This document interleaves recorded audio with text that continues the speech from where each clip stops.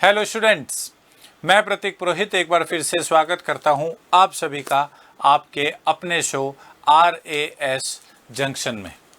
RAS junction के आज के इस एपिसोड में हम चर्चा करने वाले हैं IPL की सबसे पॉपुलर टीम्स में से एक राजस्थान रॉयल्स के बारे में। जी हाँ, IPL का सीजन ऑलरेडी चल रहा है, ऑनगोइंग सीजन है और इस सीजन के बीच राजस्थान रॉयल्स टीम को लेकर एक बहुत बड़ी खबर आई है। जी हाँ, राजस्थान रॉयल टीम के ऑनरशिप यानी कि स्वामित्व को लेकर जानकारी आई है। आइए जानते हैं इस वीडियो के माध्यम से कि आखिर हुआ क्या है। तो राजस्थान रॉयल्स, सबसे पहले ध्यान रखिए, IPL की जब शुरुआत हुई थी 2008 में, उस समय IPL में जो 8 टीम्स थी, उन 8 टीम्स में से सबसे सस्ती टीम राजस्थान रॉयल्स थी, जिसकी उस समय वैल्यू लगभग 280 करोड़ थी। यानी कि राजस्थान रॉयल्स को जो उस समय खरीदा गया था मनोज बडाले जी द्वारा, वो 280 करोड़ में खरीदा गया था। और उस समय जो 8 टीम्स थी, उनमें सबसे लोवेस्ट बिडिंग प्राइस थी।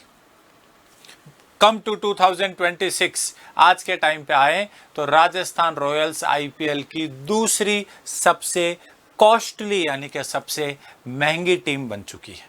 जी हाँ, राजस्थान रॉयल्स का वैल्यूएशन 280 करोड़ से बढ़कर 18 सालों में सीधा 15,660 करोड़ रुपए हो चुका है। यानी कि आप देख सकते हैं बहुत गजब की बढ़ोतरी हुई है। और इस राजस्थान रॉयल्स की टीम को खरीदने वाले कौन है? तो अब इसके ऑनर राजस्थान के ही स्टील किंग से जाने वाले लक्ष्मी निवास मित्तल जी हैं। जी हाँ, स्टील किंग के नाम से जाना जाता है लक्ष्मी निवास मित्तल जी को। तो मित्तल परिवार और उसके साथ साथ आधार पूनावाला जी है, वही आधार पूनावाला जी जो सीरम इंस्टीट्यूट जो चलाते हैं, यानी कि कोरोना का जो वैक्सीन बना था भारत में, वो बनाने वाले कंपनी के मालिक आधार पूनावाला जी। तो मित्तल परिवार और आधार पूनावाला ने खरीद मिलकर 1.65 बिलियन डॉलर, जिसे अगर पैसों में कन्वर्ट किया जाए तो 15,660 करोड़ रुपए होते हैं, इसमें राजस्थान रॉयल्स की टीम को परचेज कर लिया है। आप देख सकते हैं लक्ष्मी निवास मित्तल जी और राजस्थान रॉयल्स को ये इनके बेटे आदित्य मित्तल और पूनावाला जो हैं, सब तीनों के तीनों मिलकर अब इसको संभालेंगे। अब अगर इस हिस्सेदारी को पूरा का पूरा देखा जाए, अल्टीमेटली किसके पास कितना हिस्सा है, तो जो 15,660 करोड़ रुपए हैं, इसमें बिजनेसमैन लक्ष्मी निवास मित्तल, उनके बेटे आदित्य मित्तल और आधार पूनावाला तीनों के तीनों शामिल हैं। आप देखेंगे कि अभी 2-3 महीने पहले एक डील हुई थी लगभग 15,220 करोड़ रुपए में, और उस डील के तहत इस राजस्थान रॉयल्स की टीम को अमेरिका के बिजनेसमैन कार्ल सोमानी के नेतृत्व में एक कंसोर्टियम था, उसने खरीदा था। लेकिन वो डील किसी वजह से फाइनल नहीं हो पाई, या कुछ उसमें टेक्निकल हर्डल्स आ गए, तकनीकी कुछ उसमें जो है रुकावटें आ गई, और अब इसको किसने खरीद लिया है? तो मित्तल परिवार और पूनावाला ने मिलकर इसको परचेज कर लिया है। जैसा कि मैंने आपको पीछे बताया था कि पहले IPL के सीजन के समय सबसे सस्ती टीम थी राजस्थान रॉयल्स, और आज 2026 तक आते आते ये दूसरी सबसे महंगी टीम हो गई है। मैं दूसरी सबसे महंगी टीम इसलिए बोल रहा हूँ बिकॉज बेंगलोर, जो रॉयल चैलेंजर्स बेंगलोर के नाम से IPL की टीम है, इसका भी ऑनरशिप चेंज हुआ है और अब इसे बिड़ला ग्रुप ने खरीद लिया है 16,660 करोड़ रुपए में। तो RCB की भी ऑनरशिप चेंज हो गई है, राजस्थान रॉयल्स की भी ऑनरशिप चेंज हो गई है। और अगर एक नज़र डाला जाए कि हुआ क्या है 2008 जब शुरू हुआ था IPL, तब से अब तक, तो आप देखेंगे टीमों की जो वैल्यूएशन है, उनका जो एक तरीके से जो वैल्यू है, वो 20 गुना से लगाकर 56 गुना तक बढ़ चुकी है। यानी कि जिन बिजनेसमैन ने, जिन लोगों ने निवेश किया था इन IPL की टीम्स में, उनको गजब का मुनाफा हुआ है 18 साल में ही। 20 से लगाकर 56 गुना टीम्स की वैल्यूएशन बढ़ गई है।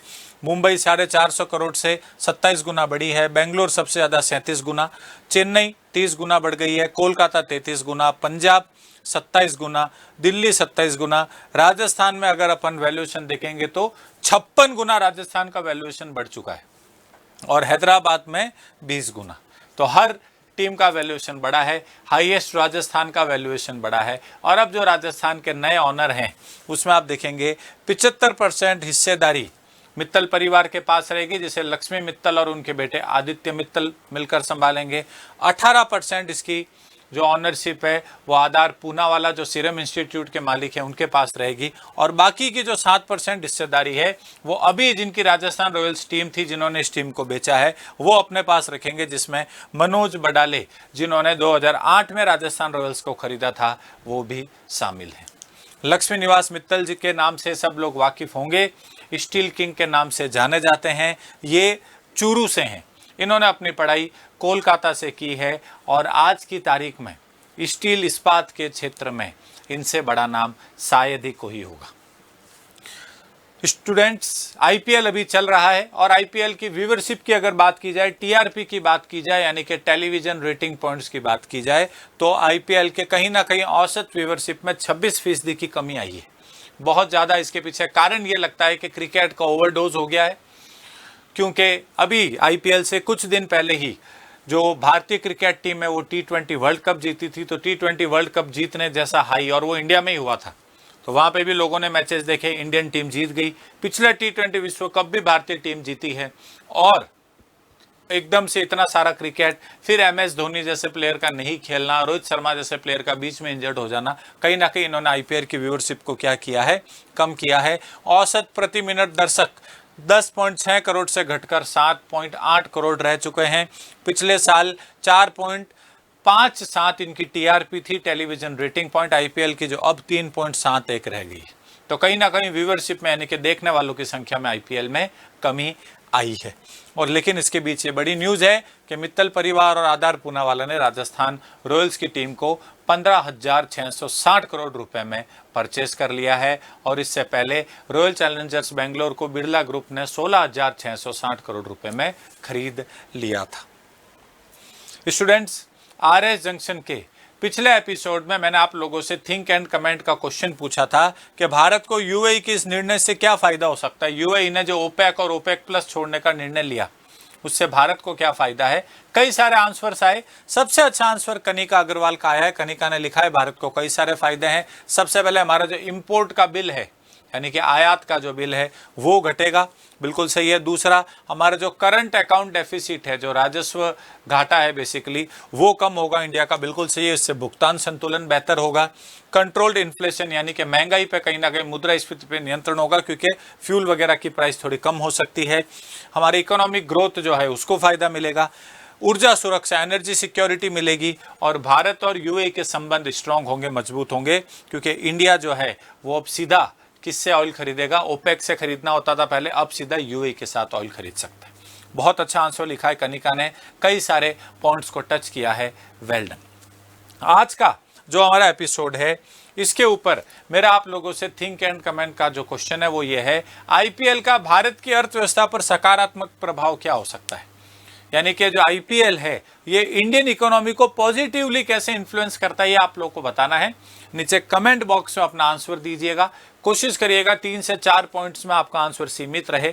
जो आंसर मुझे सबसे अच्छा, सबसे बेहतर, सबसे इफेक्टिव लगा, उसे मैं आरएस जंक्शन के अगले एपिसोड में आपके नाम के साथ पढ़कर जरूर सुनाऊंगा। स्टूडेंट्स, अगर हमारी यह सीरीज आरएस जंक्शन किसी भी तरीके से एग्जाम्स की प्रिपरेशन में आपको हेल्प कर रही हो, तो आरएस उत्कर्ष यूट्यूब चैनल और आरएस जंक्शन की सीरीज को भारी मात्रा में लाइक, शेयर और सब्सक्राइब जरूर करें।